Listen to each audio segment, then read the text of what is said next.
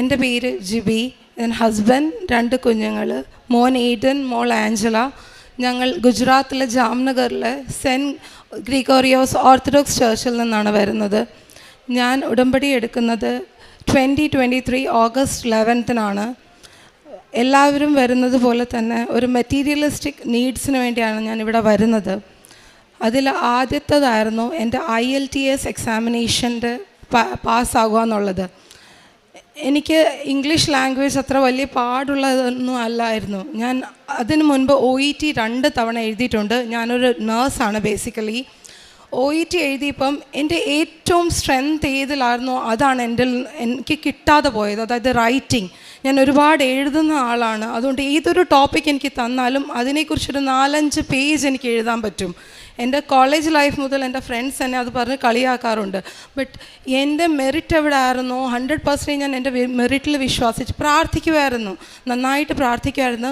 But ഞാൻ ഉടമ്പടിയിലല്ലായിരുന്നു ആ സമയത്ത്. അപ്പോൾ OET എനിക്ക് കിട്ടാതായപ്പം ഞാൻ ഭയങ്കരമായിട്ട് ഡിപ്രഷനിലേക്ക് അങ്ങ് പോവുക. കാരണം ചുറ്റുപാടുള്ളവരെല്ലാം പറയുക ജിബിക്ക് കിട്ടിയില്ലയോ എന്ന്. അപ്പം ഞാൻ തീരുമാനിച്ചു ഇനി ഞാൻ OET എഴുതുന്നില്ല എന്ന്, ഇനി IELTS എഴുതുന്നുള്ളൂ. ബിക്കോസ് IELTS റൈറ്റിംഗ് 2 പാർട്ടായിട്ടാണ്. അപ്പോൾ അതിനകത്ത് എനിക്ക് എൻ്റെ റൈറ്റിംഗ് സ്കിൽസ് കൂടുതലായിട്ട് കാണിക്കാൻ പറ്റുമെന്നുള്ളത്. അപ്പം IELTS ഞാൻ അപ്പിയർ ചെയ്തിട്ട് ഞാൻ ഇവിടെ വരുവാണ് ഉടമ്പടി എടുക്കാൻ വേണ്ടി. അതായത് എന്നാണ് എൻ്റെ റിസൾട്ട്സ് അറിയുന്നത് അന്ന് ഞാൻ ഉടമ്പടി എടുത്തിട്ടേ എൻ്റെ റിസൾട്ട് തുറന്ന് നോക്കുമെന്ന് ഞാൻ തീരുമാനിച്ചു.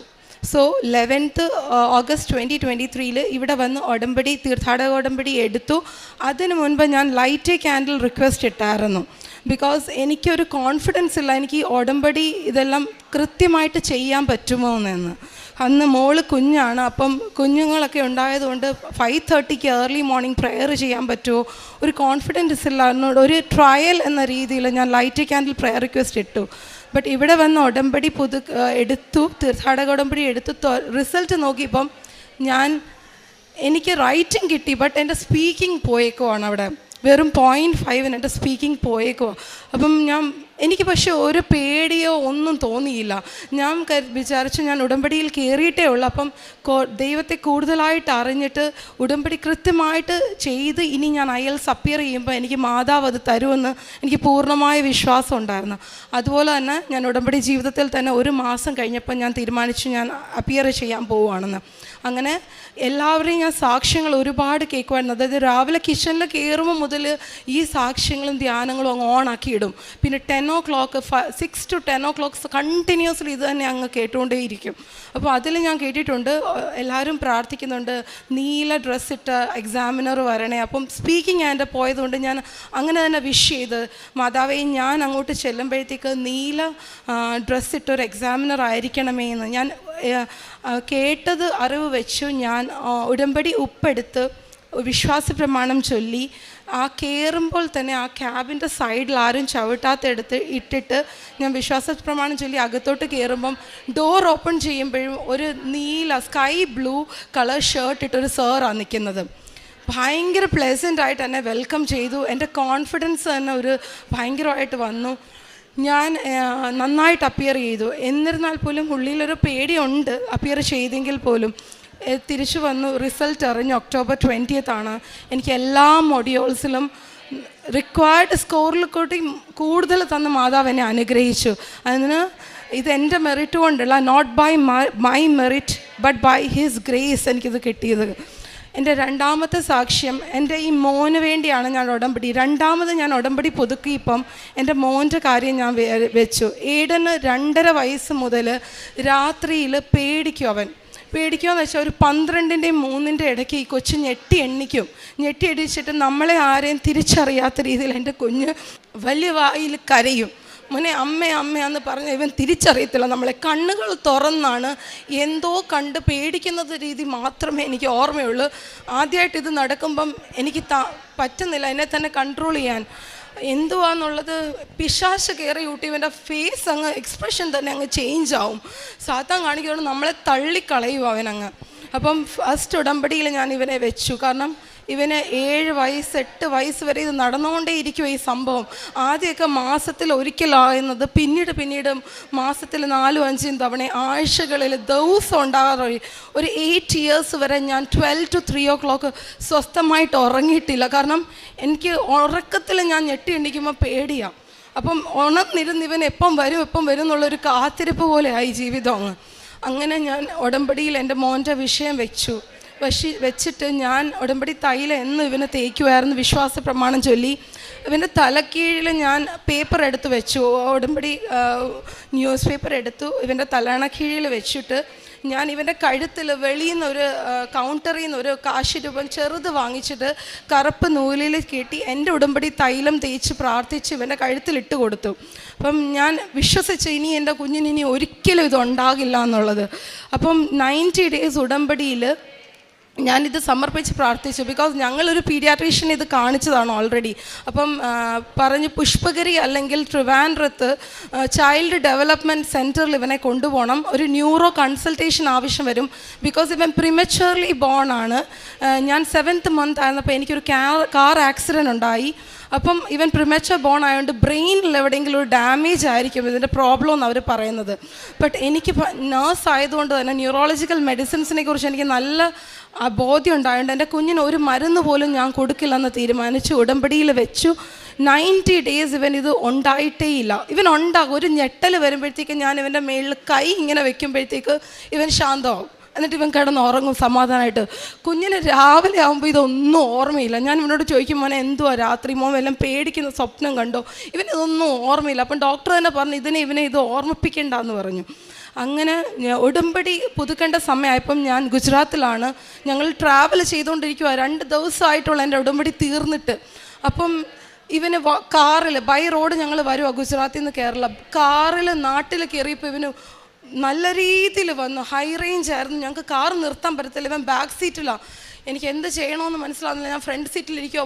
ഭയങ്കരമായിട്ട് ഓവറായിട്ട് ഇതുവരെ ഞാൻ കാണാത്ത രീതിയിൽ ഇവനിങ്ങനെ വരുവാണ്. ഇവനിങ്ങനെ നമ്മളെ തല്ലുവായിട്ടിട്ട് നമ്മളെ തൊടാൻ സമ്മതിക്കുന്നില്ല. പേടിച്ച് കരഞ്ഞ് ഓട്ടോമാറ്റിക്കലി ഞാൻ എൻ്റെ ഉടമ്പടിയുടെ കാശിരുമ്പ് എടുത്തിൻ്റെ തലയിലോട്ട് വെച്ചിട്ട് തൈലം തേച്ചപ്പോൾ ശാന്തനായി ഇവനങ്ങ്. ശാന്തനായിട്ട് എനിക്കതൊരു മനസ്സിലായി, മാതാവ് ആഗ്രഹിക്കുന്നത് ഞാൻ സ്ഥിരം ഉടമ്പടിയിൽ തന്നെ എൻ്റെ ജീവിതം മുൻപോട്ട് കൊണ്ടുപോകണമെന്നായിരുന്നു. കാരണം ഈ ഉടമ്പടി എനിക്കൊരു പ്രൊട്ടക്ഷൻ കവറേജ് ആണെന്ന് എനിക്ക് മനസ്സിലായി, എൻ്റെ കുഞ്ഞുങ്ങൾക്കൊരു കവറേജ് ആണെന്ന് മനസ്സിലായി. നമ്മളെല്ലാവരും ഇൻഷുറൻസ് ഒക്കെ നമ്മുടെ ഹെൽത്ത് കവറേജിന് വേണ്ടി എടുക്കുന്ന തൊട്ട് ഞാൻ ഉടമ്പടിയാണ് എൻ്റെ കുഞ്ഞിൻ്റെ ഹെൽത്ത് കവറേജിൽ വെച്ചേക്കുന്നത്. അപ്പം ഇവന് ഞാൻ ഇവിടെ വന്ന് ഉടമ്പടി പുതുക്കി നെക്സ്റ്റ് 90 days ഇവനത് വന്നിട്ടില്ല. വീണ്ടും 2 days ഗ്യാപ്പ്. ഞങ്ങൾ അവിടെ നിന്ന് ഇവിടെ വരണം, ഇവരുടെ സ്കൂളൊക്കെ നടക്കുവാണ്. എങ്കിൽ പോലും ഞാൻ വിചാരിച്ചു ഞാൻ വന്ന് 3 മാസം കൂടുമ്പോൾ തന്നെ ഇത് പുതുക്കിക്കൊണ്ടിരിക്കും. ആ ഗ്യാപ്പിൽ ഇവന് വീണ്ടും വരുവാണ്. അപ്പം എനിക്കത് മാതാവ് കാണിച്ചെന്ന 2ാമത്തെ അടയാളമാണ് നീ ഉടമ്പടിയിൽ തന്നെ ഉറപ്പിച്ച് നിൽക്കണം എന്നുള്ളത്. ഇപ്പം 6 മാസത്തിന് മേളിലായി എൻ്റെ കുഞ്ഞിന് ഇതുവരെ ഉണ്ടായിട്ടില്ല. ഇത് ഇനി ഒരിക്കലും ഉണ്ടാകില്ലെന്ന് തന്നെയാണ് എൻ്റെ വിശ്വാസം. എൻ്റെ അമ്മ മാതാവ് എൻ്റെ കുഞ്ഞിനെ കരുതുന്നുണ്ടെന്ന് ഞങ്ങൾ വിശ്വസിച്ച് മുൻപോട്ട് പോവുകയാണ്. അടുത്തതായിട്ട് 3ാമത്തത്, എൻ്റെ അനിയത്തി യൂറോപ്പിലെ ഒരു കൺട്രിയിലാണ്. അവൾ പോയിട്ട് 5-6 വർഷമായി, കല്യാണം കഴിഞ്ഞ് പോയതാണ്. ഞാൻ എൻ്റെ ഉടമ്പടിയിൽ അവളുടെ ഈ ഒരു എഡ്യൂക്കേഷൻ്റെ ഒരു ഈക്വലൻസി, നമ്മൾ ഇവിടെ പഠിച്ചിട്ടുണ്ടെങ്കിൽ അത് ഈക്വലൻ്റ് ആണെന്ന് തെളിയിക്കണം നമുക്ക് വേറൊരു കൺട്രിയിൽ പോയി കഴിഞ്ഞാൽ നമ്മുടെ എഡ്യൂക്കേഷണൽ റിക്വയർമെൻറ്റ്സ്. അപ്പം അവൾക്കല്ലെങ്കിൽ അവിടെ ജോലി ചെയ്യാൻ പറ്റത്തില്ല. അപ്പോൾ അവിടുത്തെ എംബസിയിൽ നിന്ന് ഇവൾ പഠിച്ച യൂണിവേഴ്സിറ്റിയിലേക്ക് അവർ മെയിൽ അയച്ചു, ഇത് ഈക്വലൻ്റ് ആണോ, ഇവിടെ പഠിച്ചിട്ടുണ്ടോ. 3 വർഷമായിട്ട് ഒരു റിപ്ലൈ പോലും ഇല്ല. ഇവൾ എന്നും വിളിച്ച് എന്നോട് കരയും. ബട്ട് ഈ കുട്ടിക്കും അത്ര വിശ്വാസമില്ല ഉടമ്പടിയിലും മാതാവിലും. കാരണം ഞങ്ങൾ ഓർത്തഡോക്സ് ഓൾറെഡി മാതാവ് ഞങ്ങൾക്കുള്ളതാണ്, ഞങ്ങൾ പ്രാർത്ഥിക്കുന്നതാണ്, നോയമ്പുകൾ നോക്കുന്നതാണ്. അപ്പം ഈ വിഷയം ഞാൻ ഉടമ്പടിയിൽ വെച്ച് പ്രാർത്ഥിച്ചിട്ട് ഞാൻ ഡയറക്ടർ ഓഫ് ഹെൽത്ത് എഡ്യൂക്കേഷനിൽ വിളിക്കുമ്പോൾ ഞാൻ അറിയുന്നത് ഈ കോളേജ് യൂണിവേഴ്സിറ്റി ക്ലോസ്ഡ് ആയെന്ന്. അതുകൊണ്ട് അവിടെ നിന്ന് റിപ്ലൈ ഇല്ലാത്തത്. അപ്പം ക്ലോസ്ഡ് ആയിട്ടുള്ള ഒരു സ്ഥാപനത്തിൽ നിന്ന് എങ്ങനെ മെയിൽ പോകും? ഒരിക്കലും നടക്കാത്തൊരു കാര്യമാണ്. അവൾ ആ പഠിച്ചത് വെറുതെ ആയിപ്പോയെന്ന് മാത്രം പറഞ്ഞാൽ മതി. അപ്പം ഞാൻ ഒരു എഡ്യൂക്കേഷണൽ ഡിപ്പാർട്ട്മെൻറ്റിൽ റിങ് ചെയ്യുമ്പം ഇവിടെ ഫോണേ എടുക്കുന്നില്ല. ഒരു മെയിലെങ്കിലും ചെന്നാൽ മതി, ഇന്ന ഒരു കോളേജ് ഇവിടെ ഉണ്ടായിരുന്നു, പൂട്ടിയില്ല, പക്ഷേ ഇവൾ പഠിച്ച സമയത്ത് ഈ കോളേജ് ഉണ്ടായിരുന്നു, പക്ഷേ ഇവരാരും മെയിൽ അയക്കാൻ തയ്യാറല്ല. അങ്ങനെ ഞാൻ എൻ്റെ കാശ് രൂപം എൻ്റെ ഫോണിൻ്റെ മേളിൽ വെച്ച് പ്രാർത്ഥിച്ചിട്ട് ഇനിയും എടുക്കാൻ പോകുന്ന ആൾ ആരായിരുന്നാലും എൻ്റെ കാര്യങ്ങൾ മനസ്സിലാക്കിയിട്ട് ഒരു മെയിൽ അയക്കണമെന്ന് ഞാൻ പ്രാർത്ഥിച്ചുകൊണ്ട് ഡയൽ ചെയ്യുകയും 100 തവണ വിളിച്ചാൽ പോലും ചിലപ്പോൾ എടുക്കാത്തൊരു ഫോൺ കോൾ അവർ ഒറ്റ കോളിൽ അത് എടുക്കുവാണ്. എടുത്തിട്ട് ഒരു പഞ്ചാബി അയാൾ, ഞാൻ അയാളോട് കാര്യങ്ങളെല്ലാം പറഞ്ഞു, ക്ഷമയോടുകൂടി അയാൾ അതെല്ലാം കേട്ടിട്ട് എന്നോട് പറഞ്ഞു, ഓക്കെ ഞാൻ മെയിൽ അയക്കാം, കൂടുതൽ ഞാൻ അയക്കത്തില്ല, when your sister was studying here ആ കോളേജ് ഉണ്ടായിരുന്നു, ദാറ്റ് വാസ് വാലിഡ്, ഇത്രയും ഞാൻ അയക്കത്തുള്ളൂ എന്ന് പറഞ്ഞു. ഞാൻ പറഞ്ഞു ഓക്കെ. അങ്ങനെ ഞാൻ പക്ഷെ വിശ്വസിച്ചില്ല. ഒരാൾ വേർബലി പറയുന്ന ഒരു കാര്യമാണ് അത്രയും ഒരു ഉയർന്ന സ്ഥാനത്തിലിരിക്കുന്ന ഒരാൾ പറയുക. അപ്പം ഞാൻ വിശ്വസിച്ചില്ല. വീട്ടിൽ ചെന്ന് ഒരാഴ്ച കഴിഞ്ഞ് എൻ്റെ സിസ്റ്റർ പറയുക, എംബസിയിൽ നിന്നൊരു മെയിൽ വന്നിട്ടുണ്ട് that your certificate has been approved എന്ന്. അപ്പോൾ അവൾക്കിനി അവിടെ ജോലി ചെയ്യാനും ഫർദർ സ്റ്റഡീസ് ചെയ്യാനുള്ളൊരു ഓപ്പർച്യൂണിറ്റിയാണ് മാതാവ് തുറന്നു കൊടുത്തത്. ഇതുവഴി അവളും അവളുടെ കുടുംബവും ഉടമ്പടി ജീവിതത്തിലേക്ക് വന്നേക്കുവാണ്. അതാണ് ഏറ്റവും വലിയൊരു അത്ഭുതം. Saint Luke chapter 1:37 nothing is impossible with God. അതാണ് ഇവിടെ തെളിച്ചിരിക്കുന്നത്. ഏറ്റവും ഇമ്പോസിബിൾ ആയിട്ടുള്ളൊരു കാര്യമാണിത്. അത് നടത്തി കിട്ടി. അവർ ഓൺലൈൻ ഉടമ്പടിയിലാണ്, ഹസ്ബൻഡ് ആൻഡ് വൈഫ്. അവർ നാട്ടിൽ വരുമ്പം തീർത്ഥാടക ഉടമ്പടി എടുക്കുമെന്ന് ഉറപ്പ് പറഞ്ഞേക്കുവാണ്. നെക്സ്റ്റാണ് എൻ്റെ ഓസ്ട്രേലിയൻ വിസ. ഞാൻ IELTS ക്ലിയർ ചെയ്ത് ന്യൂസിലാൻഡിൽ പോയി എല്ലാവരും ചെയ്യുന്നതായിട്ട് കോമ്പറ്റൻസി അസസ്മെൻറ്റ് പ്രോഗ്രാം എന്ന് പറഞ്ഞൊരു പ്രോഗ്രാം കംപ്ലീറ്റ് ചെയ്ത് രജിസ്ട്രേഷൻ കിട്ടി. ഈ 2024 ഒക്ടോബറിലാണ് ഞാൻ ആ കോഴ്സ് ചെയ്യുന്നത്. ഏറ്റവും കൂടുതൽ ക്രൈസിസ് ഉള്ള ടൈമാണ്, റിസഷൻ നടക്കുക ന്യൂസിലാൻഡിൽ. എല്ലാവരും പറഞ്ഞു നിന്നിട്ട് കാര്യമില്ല, ജോലിയൊന്നും കിട്ടത്തില്ലെന്ന്. വൺസ് ന്യൂസിലാൻഡ് രജിസ്ട്രേഷൻ ആയിക്കഴിഞ്ഞ് കഴിഞ്ഞാൽ നമുക്ക് ഓസ്ട്രേലിയൻ രജിസ്ട്രേഷൻ ചെയ്യാൻ പറ്റും. സോ ഞാൻ അവിടെ വരുന്നതിന് മുമ്പേ എല്ലാവരും തിരിച്ചു വന്ന് എൻ്റെ കൂടെ ഉള്ളവർ. പക്ഷെ ഞാൻ 1 മാസം കൂടെ നിൽക്കാം എന്നുള്ള പ്രതീക്ഷയിൽ ഫെബ് വരെ ഞാൻ അവിടെ നിന്നിട്ട്, കാരണം പപ്പ ഒക്കെ പറയും ലഭിക്കും, നിനക്ക് കിട്ടും എന്ന് പറയും. അപ്പോൾ ഞാൻ എൻ്റെ പ്രാർത്ഥനയെക്കാട്ടിലും ഞാൻ കൂടുതൽ വിചാരിച്ച് എൻ്റെ അപ്പനും അമ്മയും വയ്യാത്തവരാണ്, അവർ റാസയ്ക്ക് വരെ എൻ്റെ ആവശ്യങ്ങൾ പറഞ്ഞ് നടക്കുവാണ്. അപ്പോൾ ഞാൻ എൻ്റെ ഉടമ്പടി പുസ്തകത്തിൻ്റെ ബാക്കിൽ എഴുതിയിട്ട് by the end of first week of February എനിക്കൊരു ഇൻ്റർവ്യൂവിനുള്ളൊരു ഇത് കാണിച്ചു തരണേ അടയാളം എന്ന്. ഞാൻ എൻ്റെ ഉടമ്പടി പുസ്തകത്തിൻ്റെ ബാക്ക് സൈഡിൽ കുറേ കാര്യങ്ങൾ, എനിക്ക് ഡേറ്റ് ഇട്ട് പ്രാർത്ഥിക്കാൻ അറിഞ്ഞുകൂടാ. പലതവണ ഞാൻ ഇവിടെ കേട്ടിട്ടുണ്ട് സാക്ഷ്യങ്ങളിൽ ഡേറ്റ് അടിക്കാം. അപ്പോൾ ഒരു കൃത്യ ഡേറ്റ് എനിക്ക് വരുന്നില്ല. ബട്ട് ഞാൻ എഴുതിയിട്ട് ഫസ്റ്റ് വീക്ക് എൻഡ് ആകുന്നതിന് മുമ്പ് എനിക്കൊരു അടയാളം കാണിച്ചതാണ്. അങ്ങനെ എൻ്റെ ഓസ്ട്രേലിയയിലുള്ള എൻ്റെ ഒരു കൂട്ടുകാരി വിളിച്ചിട്ട് പറയും, ഈ ഹോസ്പിറ്റലിൽ വേക്കൻസീസ് വരുന്നുണ്ട്, നീ ഒന്ന് അപ്ലൈ ചെയ്ത് നോക്കടിയെന്ന്. ഞാൻ ഒരിക്കലും വർക്ക് ചെയ്യാത്തത്, എനിക്ക് 0 മെറിറ്റാണ്. ആ ഒരു ഡിപ്പാർട്ട്മെൻറ്റിലേക്ക് എൻ്റെ ഇൻ്റർവ്യൂ വന്നേക്കുവാണ്. ആ ഇൻ്റർവ്യൂ ഞാൻ നന്നായിട്ട് പ്രസൻറ്റ്, കാശ് രൂപ എൻ്റെ കയ്യിൽ മുറുകെ പിടിച്ചിട്ട് ഞാൻ ഇൻ്റർവ്യൂ ഫുള്ള് ഒരു ഫസ്റ്റ് ഒന്ന് വിൽക്കാതെ, ഒരു ആൻസർ പോലും വിടാതെ, ഒരു അറിവും ഇല്ലാത്തൊരു ഡിപ്പാർട്ട്മെൻറ്റ്, മെൻ്റൽ ഹെൽത്താണ്, ഞാൻ വർക്കേ ചെയ്തിട്ടില്ല ആ ഡിപ്പാർട്ട്മെൻറ്റിൽ. ബട്ട് അവർ ചോദിക്കുന്ന ഓരോ ആൻസറിലും അവരാഗ്രഹിക്കുന്നതിലുപരിയായിട്ട് എനിക്ക് സംസാരിക്കാൻ മാതാവ് ശക്തി തന്നു. ഞാൻ അപ്പം അതെൻ്റെ മെറിറ്റ് കൊണ്ടല്ല, എനിക്ക് 0 മെറിറ്റാണ് അവിടെ, ബിക്കോസ് ഞാൻ ആ ഡിപ്പാർട്ട്മെൻറ്റിൽ വർക്ക് ചെയ്തിട്ടില്ല. എന്നെ സെലക്ഷൻ എനിക്ക് കിട്ടി അവിടെ. ഞാൻ 2 ജൂലൈയിൽ വിത്ത് ഫാമിലി ഞങ്ങൾ 4 പേരും ഓസ്ട്രേലിയയിലേക്ക് പോവുകയാണ്. എൻ്റെ വിസ ടിക്കറ്റുമായിട്ടാണ് ഞാൻ വന്നിരിക്കുന്നത്. ഇത് കൂടാതെ എനിക്ക് ഒരുപാട് കാര്യങ്ങൾ മാതാവ് നടത്തി തന്നിട്ടുണ്ട്. പക്ഷേ എൻ്റെ കൂടെ അവരാരും ഇല്ലാത്തത് കൊണ്ട് എനിക്ക് സാക്ഷ്യം പറയാൻ പറ്റത്തില്ല അതിനെക്കുറിച്ച്. വൺസ് അവരെല്ലാം എൻ്റെ ഒപ്പത്ത് ഒരിക്കലും നടക്കത്തില്ലെന്ന് പറഞ്ഞ കാര്യങ്ങൾ തന്നെയാണ്. ഇന്ന് ഞാൻ ഇവിടെ തന്നെ നിൽക്കുമ്പം, അവിടെ സാക്ഷ്യം എഴുതാൻ നിൽക്കുമ്പം ഒരു അത്ഭുതം സംഭവിച്ചു. അതും എൻ്റെ സിസ്റ്റർ വരാതെ അത് പറയാൻ പറ്റത്തില്ല എനിക്ക്. അപ്പം മാതാവിൻ്റെ ശക്തി വെളുത്തപ്പെടുകയാണ്. ഈ കവനൻ്റ് അല്ലെങ്കിൽ ഉടമ്പടി എന്നുള്ളത് എൻ്റെ ആത്മാവിന് ഭയങ്കര ഒരു ശാന്തതയും എനിക്കൊരു ഡയറക്ഷനാണ്. എൻ്റെ ലൈഫിലൊരു ഡയറക്ഷൻ കാണിച്ചു തരുമോ, നീ എങ്ങോട്ടാണ് പോകേണ്ടതെന്ന്. എനിക്കൊരു പേടിയില്ല. എൻ്റെ ഹസ്ബൻഡ് ബിസിനസ് മാനാണ്. ഞങ്ങൾ ബിസിനസ്സിൽ ഭയങ്കര ക്രൈസിസ് സിറ്റുവേഷനിലൂടെ പോയിക്കൊണ്ടിരിക്കുവാണ്. പക്ഷേ ഒരു പേടിയില്ല. ആൾക്കാരെന്നോട് ചോദിക്കുന്നത് എനിക്കൊരു ടെൻഷനില്ലേ, എനിക്കറിയില്ല, എനിക്ക് ജീവിതത്തിൽ എന്ത് വന്നാലും ഒരു ഭയമില്ല. സ്പിരിച്വൽ ഗ്രോത്ത് എനിക്ക് കിട്ടിയിട്ടുണ്ട് ഒരുപാട് ഇതിൽ. ഞാൻ പ്രാർത്ഥിക്കുമായിരുന്നെങ്കിലും റെഗുലാരിറ്റി എനിക്കില്ലായിരുന്നു പ്രാർത്ഥനയിൽ. അപ്പോൾ ഈ കൊടുമ്പടിയിൽ വന്നപ്പം കൃത്യമായിട്ട് പ്രാർത്ഥിക്കാൻ കുഞ്ഞുങ്ങളെ ഇരുത്തി. മറ്റേതൊരു റീസൺ ആയിരുന്നു, കുഞ്ഞ് കരഞ്ഞു കഴിഞ്ഞാൽ പിന്നെ പ്രാർത്ഥിക്കാമെന്നുള്ള രീതി, സമാധാനത്തോടെ പ്രാർത്ഥിക്കുക. ആ പ്രാർത്ഥന പിന്നെ നടക്കാതാവും. ഇപ്പം ഞങ്ങൾ എത്ര കുഞ്ഞുങ്ങളും അത് ശീലിച്ചു പോയി. കൊച്ച് വരെ അമ്മ മാതാവിൻ്റെ തൈലമാണ് എപ്പോഴും ചോദിക്കുന്നത്. ഒരു ചുമ പോലും വന്നാൽ പോലും, എന്ത് വന്നാലും, ഒരു കൊതുക് കടിച്ചാൽ പോലും അവൾ പറയും, അമ്മ മാതാവിൻ്റെ ഉടമ്പടി തൈലം തേച്ച് തരുമോ എന്ന് ചോദിക്കും.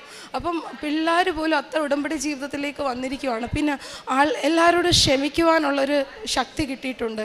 അതായത് ആരെന്ത് പറഞ്ഞാലും അവരുടെ സ്ഥാനത്ത് നിന്ന് ഞാൻ മനസ്സിലാക്കും അവരെന്താണ് അങ്ങനെ പറഞ്ഞത്. പിന്നെ എനിക്ക് എൻ്റെ കാരുണ്യ പ്രവർത്തികൾ എന്ന് വെച്ചാൽ, ഞങ്ങൾ ഗുജറാത്തിൽ, അപ്പം ഉടമ്പടി ന്യൂസ് പേപ്പർ അവിടെ നമുക്ക് കൊണ്ടുപോകാൻ പറ്റില്ല. സോ ഞാൻ ഇവിടെ വെച്ച് തന്നെ ഈ ന്യൂസ് പേപ്പേഴ്സ് എല്ലാം കൊടുത്തിട്ടാണ് എല്ലാ തവണയും പോകുന്നത്. ബട്ട് ഞാൻ വാട്സപ്പ് സ്റ്റാറ്റസ് ആയിട്ട് രാവിലെ എണ്ണിക്കുമ്പോൾ ഡെയിലി ബ്രെഡ് കാണും. ആ ഡെയിലി ബ്രെഡിലൂടെ എനിക്കൊരു പ്രചോദനം കിട്ടിയേക്കുവാണ്. എൻ്റെ ഒരു തോട്ട് എൻ്റെ മനസ്സിലേക്ക് കടന്നു വരും. ആ തോട്ടിനെ കുറിച്ച് ഞാൻ ബൈബിൾ വേഴ്സസ് എടുത്തിട്ട് ലൈഫുമായിട്ട് കണക്ട് ചെയ്ത് ഞാൻ എഴുതുന്നത് എൻ്റെ ഒരു ശീലമായതുകൊണ്ട് ഞാൻ എഴുതിയിട്ട് വാട്സാപ്പിൽ സ്റ്റാറ്റസ് ഇടും. ഞാൻ ഉടമ്പടി വന്ന് എൻ്റെ അനുഭവങ്ങൾ പറയുമ്പം എൻ്റെ കസിൻസ്, എൻ്റെ ഫാമിലിയിലുള്ളവർ, എൻ്റെ ഹസ്ബൻഡ് പോലും ഇപ്പോൾ ഉടമ്പടിയിലാണ്. പുള്ളിക്കാരൻ കഴിഞ്ഞ മാസം വന്ന് ഉടമ്പടി എടുത്തു, തീർത്ഥാടക ഉടമ്പടി എടുത്തു. അപ്പം ഞങ്ങൾ ഫുള്ള് ഫാമിലി ഇപ്പോൾ ഒരു കവറേജിനകത്താണ്. ഇത്രത്തോളം അനുഗ്രഹിച്ച് അമ്മ മാതാവിനും തിരുകുമാരനും 1000 നന്ദി. യേശയ്യാ പ്രവാചകൻ്റെ പുസ്തകം അധ്യായം 43 19 തിരുവചനം പറയുന്നു, ഞാൻ ഒരു പുതിയ കാര്യം ചെയ്യുന്നു, അത് മുളയെടുക്കുന്നത് നിങ്ങൾ അറിയുന്നില്ലേ? ഞാൻ വിജനദേശത്ത് ഒരു പാതയും മരുഭൂമിയിൽ നദികളും ഉണ്ടാക്കും. നമുക്കായി ദൈവം കരുതി വച്ചിരിക്കുന്ന മഹാകാര്യങ്ങളെക്കുറിച്ച് പ്രവാചകനിലൂടെ ദൈവം നമ്മോട് സംസാരിക്കുന്നതാണ് നമുക്ക് ലഭിക്കുന്ന സന്ദേശങ്ങൾ. നമുക്ക് ദൈവത്തിന് നന്ദി പറയാം. GB ബാബുവിടെ തൻ്റെ ഉടമ്പടി സാക്ഷ്യത്തിൻ്റെ ഒരു കൃപാസന പ്രത്യക്ഷീകരണ സാക്ഷിയായി ഇവിടെ നിൽക്കുകയാണ്. തനിക്ക് ദൈവം നൽകിയ എല്ലാ അനുഗ്രഹങ്ങൾക്കും നന്മകൾക്കും കൃപകൾക്കും ഒക്കെ GB ഇവിടെ നന്ദി പറയുകയും സാക്ഷ്യപ്പെടുത്തുകയും ചെയ്യുകയായിരുന്നു. താനൊരു നോട്ട് ബൈ മെറിറ്റ് പേഴ്സൺ ആയിരുന്നുവെന്ന് ഇവിടെ സാക്ഷ്യപ്പെടുത്തുന്നു. OET എഴുതി പല പ്രാവശ്യം അത് അറ്റംപ്റ്റ് ചെയ്ത് പരാജയപ്പെട്ടപ്പോൾ, എന്നാൽ ഞാൻ മറ്റൊന്നിലേക്ക് മാറാം, എനിക്ക് ഇംഗ്ലീഷിൽ യാതൊരു കോൺഫിഡൻസ് ഇല്ല, എനിക്ക് ഇംഗ്ലീഷ് ലാംഗ്വേജ് അത്ര പോരാ എന്നുള്ള വിശ്വാസത്തോടു കൂടി തന്നെയാണ് പരിശുദ്ധ അമ്മയിൽ വിശ്വസിച്ചുകൊണ്ട് IELTS എഴുതാൻ താൻ തുനിഞ്ഞതും. പരിശുദ്ധ അമ്മയോട് കൂട്ടുപിടിച്ച് പരിശുദ്ധ അമ്മയോട് യാചിച്ചപ്പോഴുണ്ടായ ആ ഉടമ്പടിയിലൂടെ കടന്നു പോകുമ്പോൾ തനിക്ക് ഏതൊരു ചെങ്കടൽ കടക്കുവാനും പരിശുദ്ധ അമ്മ എന്നെ സഹായിക്കുമെന്ന് വലിയ ബോധ്യത്തോടു കൂടിയാണ് ആ പരീക്ഷ താൻ എഴുതിയതും. അതിൽ വൻ വിജയം ലഭിച്ചു. ഒരു മെറിറ്റിനേക്കാൾ കൂടുതൽ റിക്വയർഡ് പെർസെൻറ്റേജ് നൽകി പരിശുദ്ധ അമ്മയുടെ മധ്യസ്ഥതയിൽ ഈശോ തന്നെ അനുഗ്രഹിച്ചതെന്ന് സാക്ഷ്യപ്പെടുത്തുന്നു. നമുക്ക് ഈ ദൈവത്തിന് നന്ദി പറയാം. ഒരു കാര്യം ഇതെല്ലാം നമ്മൾ കേട്ടുകൊണ്ടിരിക്കുകയായിരുന്നു. തൻ്റെ ഹസ്ബൻഡിനും കുഞ്ഞുങ്ങൾക്കും തൻ്റെ മകൻ്റെ ആ നൈറ്റ് മെയറിൽ നിന്നുള്ള വലിയ ഒരു ആശ്വാസം. മകനെ ഹലൂസിനേഷനോ അല്ലെങ്കിൽ ഒരു നൈറ്റ് മെയറോ എന്താണെന്ന് അറിഞ്ഞുകൂടാ, പെട്ടെന്ന് തൻ്റെ കുഞ്ഞ് ഉറക്കത്തിൽ നിന്ന് ഞെട്ടി ഉണർന്ന് ഒരു വികൃതമായ സ്വഭാവം കാണിക്കുന്ന ഒരു പ്രത്യേകത കുഞ്ഞിനുണ്ടായിരുന്നു. തൻ്റെ ഏക ഉടമ്പടി വസ്തുക്കളായിരുന്നു തനിക്കുള്ള ഏക മെഡിസിൻ. ബുദ്ധി കൊണ്ടല്ലാതെ, താനൊരു നേഴ്സാണ്, ബുദ്ധി കൊണ്ടല്ലാതെ വിശ്വാസം കൊണ്ടും വിശ്വസ്തത കൊണ്ടും നേടിയെടുക്കുന്ന ഒരുപാട് അനുഗ്രഹങ്ങളാണ് ജിപിക്ക് പറയാനുള്ളത്. അന്ന് തനിക്ക് മനസ്സിലായി, തൻ്റെ ഉടമ്പടി കാശുരൂപം തന്നിൽ നിന്ന് നഷ്ടപ്പെട്ടാൽ തനിക്ക് പരിശുദ്ധ അമ്മയും ഈശോയും നഷ്ടപ്പെടുമെന്നുള്ള വലിയൊരു ബോധ്യത്തിലേക്ക് താൻ കടന്നു വന്നു. പരിശുദ്ധ അമ്മയുടെ ഉടമ്പടി തന്നോടുകൂടെ ഉണ്ടായിരിക്കണം എന്ന്, താൻ ഉടമ്പടിയിൽ ജീവിക്കുവാൻ അമ്മ ആഗ്രഹിക്കുന്നു എന്നൊരു വലിയ വെളിപ്പെടുത്തലായിരുന്നു ഓരോ സംഭവങ്ങളിലും സാക്ഷ്യങ്ങളിലും തനിക്ക് വെളിപ്പെടുന്നത്. നമ്മുടെ ഓരോരുത്തരുടെയും ഉടമ്പടി ജീവിതത്തിൽ നമുക്ക് വെളിപ്പെടുത്തലുകൾ ഇല്ലെങ്കിൽ, തൻ്റെ ഭൗതിക ആവശ്യങ്ങളുടെ സ്ഥിരീകരണം മാത്രമാണെങ്കിൽ ആ ഉടമ്പടിയിൽ നമ്മൾ ജീവിക്കുന്നില്ല എന്ന് നമുക്ക് മനസ്സിലാക്കാം. ജീവിതാനുഭവങ്ങളിലൂടെ നമുക്ക് ഈശോയെ പ്രാപിക്കുവാനും സ്നേഹിക്കുവാനും സാധിക്കുന്നില്ലെങ്കിൽ തൻ്റെ ഉടമ്പടി വെറും 0 ആണ്. ഞാൻ ഉടമ്പടി ജീവിതത്തിൽ ഒരു 0 മെറിറ്റ് ആണെന്ന് നമുക്ക് മനസ്സിലാക്കുന്ന, വെളിപ്പെടുത്തി കിട്ടുന്ന ഒരു ജീവിതാനുഭവമാണ് നമ്മുടെ ആത്മീയ വളർച്ചയിൽ നമ്മൾ 0 ആയി പോകുന്ന ഒരു അവസ്ഥ. നമ്മുടെ ആത്മീയ വളർച്ചയിൽ എനിക്ക് പരിശുദ്ധ അമ്മയോട് കൺസൾട്ട് ചെയ്യുവാനും ഈശോയിൽ നിന്ന് അനുഗ്രഹം പ്രാപിക്കുവാനും സാധിക്കുന്നില്ലെങ്കിൽ, ഈശോയ്ക്ക് പ്രതിനന്ദിയായി റെസ്പോണ്ട് ചെയ്യാൻ എനിക്ക് സാധിക്കുന്നില്ലെങ്കിൽ ഞാൻ ഉടമ്പടിയിലല്ല എന്ന് നമുക്ക് തീർച്ചയാക്കാം.